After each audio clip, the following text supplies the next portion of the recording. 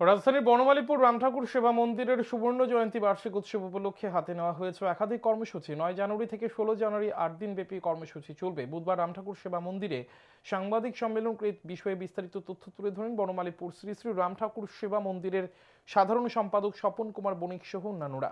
স্বপন কুমার বণিক জানান, বনমালীপুর রামঠাকুর সেবা মন্দিরের বার্ষিক সুবর্ণ জয়ন্তী উৎসব শুরু হবে ৯ জানুয়ারি। সেদিন বিকেলে সমবেতভাবে উদ্বোধনী সঙ্গীত পরিবেশন করবে মন্দিরের সংস্কৃতি শাখার শিল্পীরা।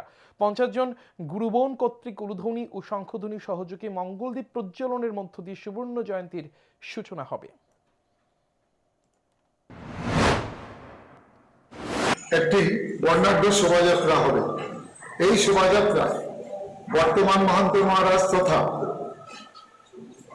শ্রী শ্রী কৈবল্য ধামের সপ্তম মহান্ত মহারাজ শ্রীমৎ কালীপদ ভট্টাচার্য মহোদয় পৌরোহিত্যে একটি বর্ণাঢ্য শোভাযাত্রা সারা আগরতলা ব্যাপী পরিক্রমা করবে।